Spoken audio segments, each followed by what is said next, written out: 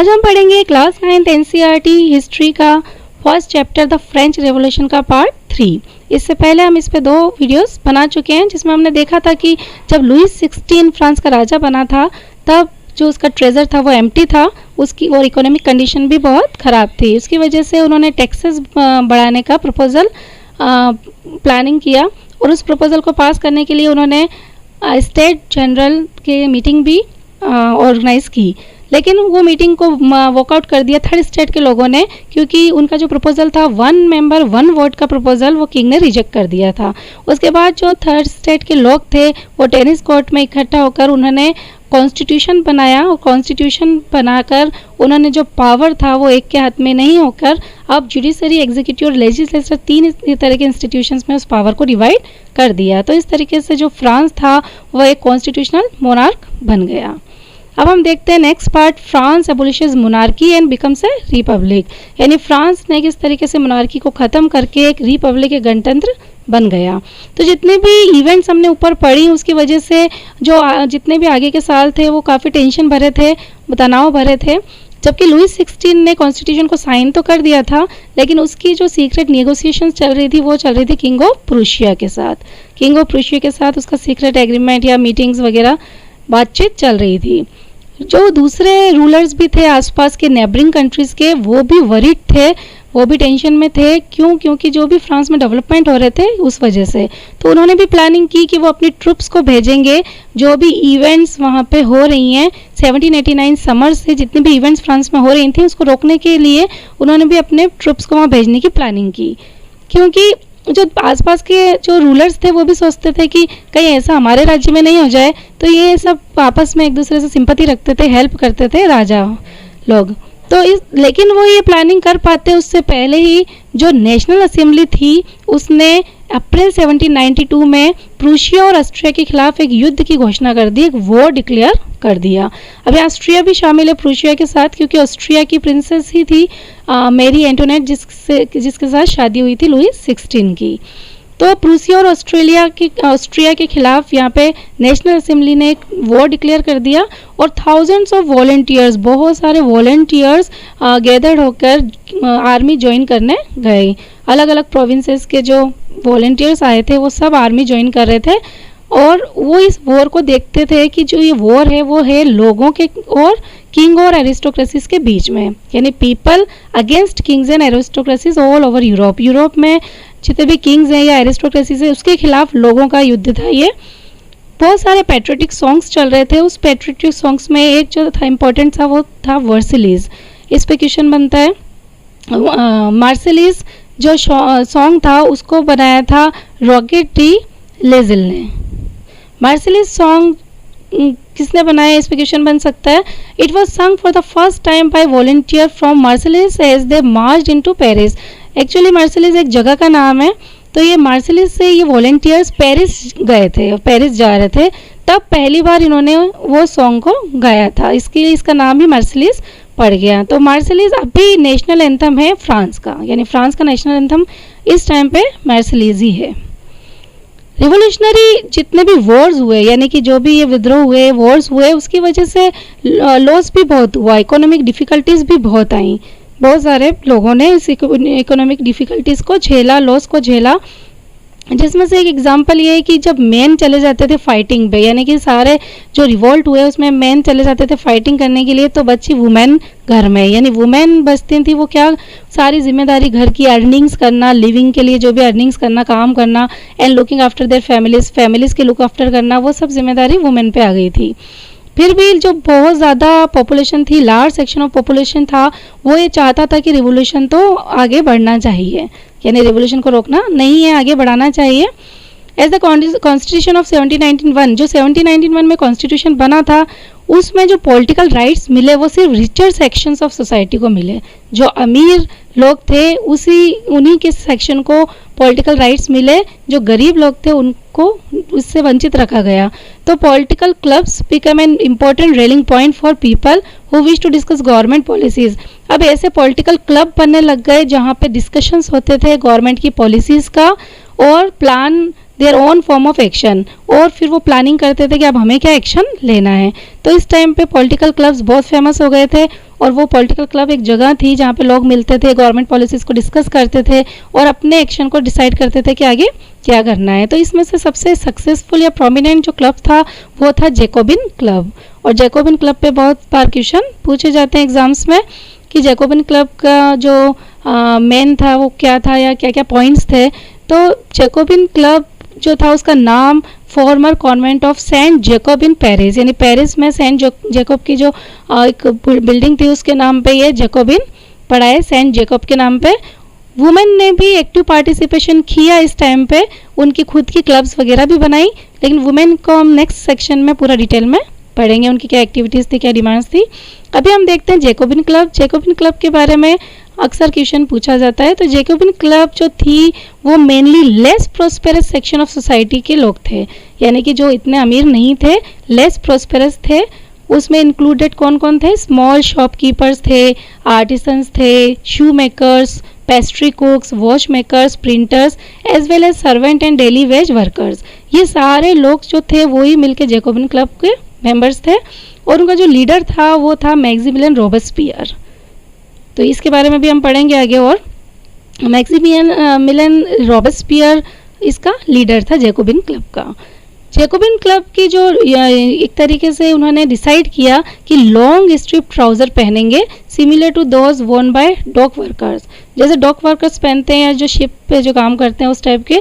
तो Jacobin club के जो मेंबर्स थे उन्होंने डिसाइड किया कि वो लॉन्ग स्ट्रिप ट्राउज़र्स पहनेंगे। और वो इन्होंने ऐसा डिसाइड इसलिए किया कि क्यों वो अलग दिखना चाहते थे। जो फैशनेबल सेक्शन था सोसाइटी का, जो फैशनेबल लोग थे सोसाइटी के, स्पेशली नोबल्स जो कि नी ब्रीचेस पहनते थे, तो उससे अलग दिखने के लिए उन्होंने अपनी एक अलग यूनिफॉर्म बना दी। यहाँ पे दिखा रखा है इस यूनिफॉर्म को। It was a way of proclaim the end of power wielded by the wearers of knee breeches, यानी कि बहुत सारे जो सोसाइटी के लोग थे, फैशनेबल लोग, वो नी ब्रीचेस पहनते थे, घुटने तक के जो ब्रीचेस थे वो पहनते थे। वो जैकोबिन क्लब के लोग उनसे अलग दिखना चाहते थे और एक तरीके से वो ये भी घोषणा कर रहे थे कि अब इनका पावर नहीं चलेगा। तो उन्होंने अपनी अलग यूनिफॉर्म बनाई। जैकोबिन्स जो भी ये यूनिफॉर्म पहनते थे उनका नाम रखा गया sans culottes. Literally mean those without knee breeches, यानी कि वो लोग जो नी ब्रीचेस के बिना यानी नी ब्रीचेस से हट के यूनिफॉर्म पहनते हैं या क्लॉथ्स पहनते हैं, उनको सेंस कुलोट्स बोला गया। और साथ में वो रेड कैप भी पहनते थे, जो रेड कैप जो थी वो लिबर्टी को सिंबलाइज करती है। वुमेन के साथ ऐसा नहीं था, वुमेन रेड कैप नहीं पहनती थी और उनकी यूनिफॉर्म अलग होती थी। इन द समर ऑफ 1792 के समर में जो जैकोबिन्स क्लब के मेंबर थे उन्होंने प्लान किया insurrection of a large number of Parisians, बहुत सारे पेरिसन लोग मिल के एक रिवोल्ट, वो लोग थे वो जो कि शॉर्ट सप्लाईज और हाई प्राइजेस ऑफ फूड से गुस्से में थे, एंगर थे वो, जो कि फूड की प्राइसेस बहुत बढ़ गई थी और सप्लाई भी बहुत शॉर्ट थी। तो वो सारे लोग जो एंगर थे, गुस्से में थे, उन्होंने एक रिवोल्ट प्लान किया जो कि जैकोबिन के भी लोग थे। On the morning of August 10 they storm the palace of Tuileries, उन्होंने जो ट्यूलरीज का जो पैलेस था वहाँ पे अटैक कर दिया। Massacred the king's guard, king's के गार्ड को मार डाला। And held the king himself as hostage for several hours, और किंग को भी हॉस्टेज कर दिया, एक तरीके से बंदी कर लिया बहुत सारे टाइम के लिए। Later the assembly voted to imprison the royal family, बाद में असेंबली ने रॉयल फैमिली को भी इम्प्रिजन कर दिया। इलेक्शंस हुए गए और यहाँ से पे जो इलेक्शन हुआ उसमें 21 ईयर्स से ऊपर के जितने भी मैन थे उन सबको राइट दिया गया रिगार्डलेस ऑफ वेल्थ, यानी वेल्थ का यहाँ पे नहीं देखा गया कि पैसे वाले या रिच हैं या पुअर हैं। यहाँ पे 21 ईयर्स से ऊपर के सारे ही मैन को ये राइट दिया गया, got the right to vote, vote देने का अधिकार दिया गया। The newly elected assembly was called the convention, ये कन्वेंशन पे भी क्वेश्चन बनता है कि कन्वेंशन क्या था। जो न्यूली इलेक्टेड असेंबली थी उसे कन्वेंशन बोलते थे। On 21 September 1792 it abolish the monarchy, 1792 21 सितंबर को मोनार्की को बंद कर दिया गया, बिल्कुल ख़त्म कर दिया गया। And declared France a republic, और यहाँ फ्रांस रिपब्लिक डिक्लेयर हो गया। रिपब्लिक आप जानते ही एक ऐसी फॉर्म ऑफ गवर्नमेंट होती है जहाँ पे लोग इलेक्ट करते हैं अपने गवर्नमेंट को, लोग ही चुनते हैं अपने गवर्नमेंट को, और including the head of the government, और जो गवर्नमेंट का हेड है वो भी लोग ही चुनते हैं। There is no hereditary monarchy, यानी कि हेरिडेटरी मोनार्की नहीं होती कि राजा का बेटा ही फिर राजा है और सब पावर उसी के हाथ में है। तो हेरिडेटरी मोनार्की को इस तरीके से ख़त्म कर दिया गया और एक रिपब्लिक डिक्लेयर कर दिया गया। तो यहाँ पे और भी कंट्रीज़ थी जिसको रिपब्लिक किया गया उस टाइम पे, और किस तरीके से वो रिपब्लिक हुई हम हिस्ट्री में देख सकते हैं। अब यहाँ पे बात आती है लुई 16 के एग्जीक्यूशन की। यहाँ पे लुई 16 को भी मौत की सज़ा दे दी गई। जो राजा था लुई 16 उसको मौत की सज़ा दे दी बाय कोर्ट ने। और क्या चार्ज उस पर लगा? ट्रेजन का चार्ज, यानी धोखा, एक देशद्रोही का, बैटल ऑफ वंस कंट्री, देश से धोखा देने का, देशद्रोही का, विद्रोही का। तो 21 जनवरी 1793 को उसको एग्जीक्यूटेड कर दिया गया सब लोगों के सामने पब्लिकली। कहाँ पे? At the place de la Concorde. तो the queen Marie Antoinette met with the same fate shortly after, और अब कुछ टाइम बाद जो उसकी क्वीन थी मैरी एंटोनेट, उसके साथ भी यही किया गया। तो इस पे भी एक शॉर्ट नोट का क्वेश्चन बनता है कि कहाँ पे एग्जीक्यूशन हुआ लुई 16 का और कौन सी डेट को हुआ। नेक्स्ट देखते हैं द रेन ऑफ टेरर। इस पे भी बहुत इंपॉर्टेंट क्वेश्चन बनते हैं। इस पीरियड को यानी 1793 से 1794 का जो पीरियड है, इसको आतंक का काल, एक तरीके से रेन ऑफ टेरर कहा जाता है। और ये क्यों कहा जाता है तो इसको भी आप पॉइंट्स में ध्यान रखें, इस पे बहुत सारे इंपॉर्टेंट क्वेश्चंस बनते हैं।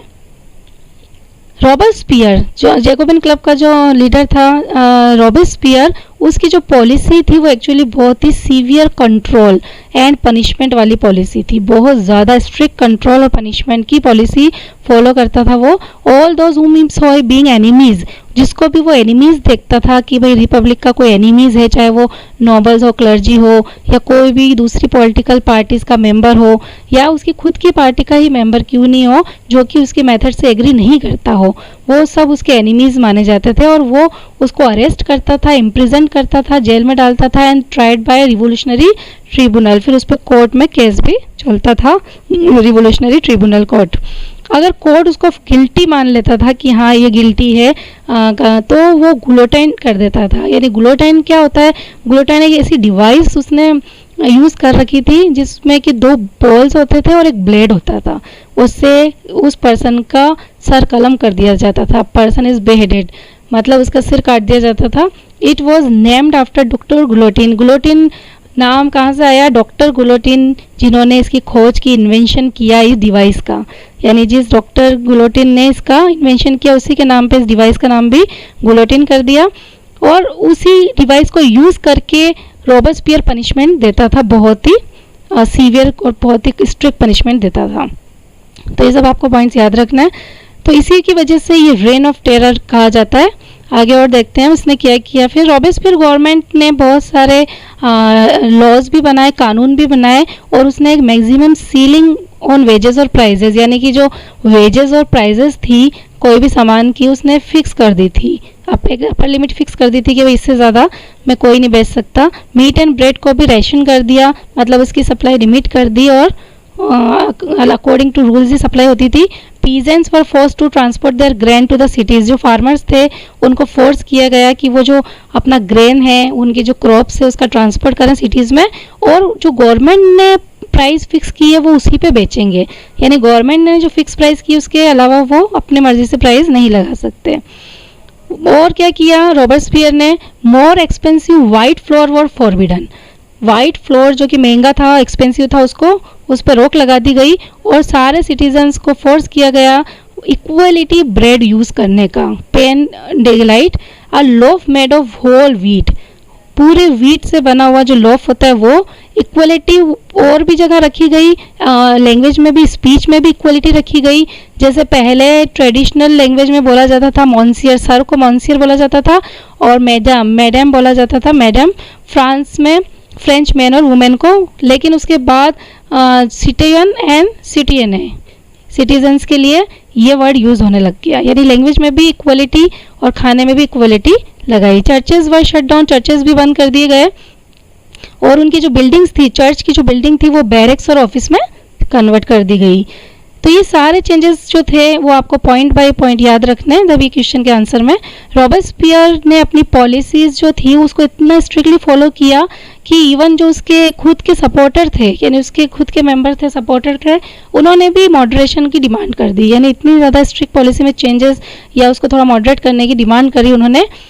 और finally he was convict by court, और फाइनली जो रॉबेस्पियर था उसको कोर्ट ने कन्विक्ट घोषित कर दिया और जुलाई 1794 में अरेस्टेड, उसको अरेस्ट कर दिया गया on the next day sent to guillotine, और उसको खुद ही गुलोटाइन कर दिया गया। यानी ये जो पॉलिसी वो खुद दूसरों पे लगाता था अब उसी पे अप्लाई हो गई और उसी को गुलोटाइन कर दिया गया। तो ये इसी वजह से इस पूरे टाइम को रेन ऑफ टेरर बोला जाता है। A directory rules France. अब एक न्यू क्वेश्चन ये बनता है कि डायरेक्टरी क्या है और उसने किस तरीके से फ्रांस पर रूल किया है। तो जब जैकोबिन गवर्नमेंट गिर गई, यानी कि जब रॉबेस्पियर को सजा हो गई और जब जैकोबिन गवर्नमेंट खत्म हो गई, तो अब जो वेल्दियर मिडिल क्लासेस के लोग थे, जो वेल्दी लोग थे, पावर उनके हाथ में आ गया। एक न्यू कॉन्स्टिट्यूशन इंट्रोड्यूस किया गया जिसमें जो वोट देने का अधिकार था वो नॉन प्रॉपर्टी सेक्शन को नहीं दिया गया, यानी फिर से वही कर दिया गया जिसके पास प्रॉपर्टी नहीं है वो वोट नहीं दे सकता। तो it provided for 2 elected legislative council, ये 2 इन्होंने इलेक्टिव लेजिस्लेटिव काउंसिल भी प्रोवाइड कर दी गई। देन अपॉइंटेड ए डायरेक्टरी, तो यहाँ पे एक डायरेक्टरी अपॉइंट की गई। तो डायरेक्टरी क्या थी? An executive made up of 5 members, 5 members से बनी हुई एक एग्जीक्यूटिव थी। This was made as a safeguard, और क्यों बनाई गई थी? कि concentration of power in a one man executive under as the Jacobin, यानी एक मैन के हाथ में पावर नहीं होना चाहिए जैसे जैकोबिन में था, रॉबेस्पियर के हाथ में, और वो अपनी चला रहा था। तो इसके अगेंस्ट में इन्होंने डायरेक्टरी बनाई। तो डायरेक्टरी प्रोटेक्शन करेगा कि एक मैन के हाथ में पावर नहीं होना चाहिए जिस तरीके से जैकोबिन में था। Directors often clashed with the legislative council, लेकिन यहाँ प्रॉब्लम खत्म नहीं हुई। जो डायरेक्टर्स थे उनकी आपस में नहीं बनती थी लेजिस्लेटिव काउंसिल से, यानी इनके आपस में बीच में झगड़े भी होते थे। Who then sought to dismiss them, तो लेजिस्लेटिव काउंसिल वो डायरेक्टरी को डिसमिस कर देती थी। The political instability of the directory, तो डायरेक्टरी एक तरीके से पॉलिटिकल इंस्टेबिलिटी थी, यानी कि डायरेक्टरी एक स्टेबल नहीं था, डायरेक्टरी को बार बार डिसमिस भी कर दिया जाता था। तो इसी की वजह से, इस पॉलिटिकल इंस्टेबिलिटी की वजह से ही मिलिट्री का डिक्टेटर जो था नेपोलियन बोनापार्ट, उसका राइज हुआ। ये इसने उसको रास्ता दिखाया उसके राइजिंग को। Through all these changes in the form of government, the ideas of freedom, the equality before law and fraternity, यानी जितने भी चेंज हुए गवर्नमेंट में, अभी हमने शुरू से लेकर अभी तक जितने भी चेंजेस देखे गवर्नमेंट में, लेकिन जो फ्रीडम का आइडिया था या इक्वलिटी बिफोर लॉ का आइडिया था या फ्रेटर्निटी का आइडिया था वो तो फिर भी रिमेन सेम इन इंस्पायरिंग, वो इंस्पायरिंग ही रहे, जो मोटिवेट ही करते रहे फ्रांस में बहुत सारे पॉलिटिकल मूवमेंट को and rest of the Europe during the following century. मतलब ये आइडियाज़ खत्म नहीं हुए, ये आइडियाज़ तो रेगुलरली इंस्पायर कर ही रहे, मोटिवेट कर ही रहे फ्रांस के पॉलिटिकल मूवमेंट को और यूरोप में भी, दूसरे पार्ट्स में भी, लेकिन गवर्नमेंट में रेगुलर चेंजेस आते जा रहे हैं। तो आई होप कि आपको यहाँ तक अच्छे से समझ में आ गया होगा। Take care.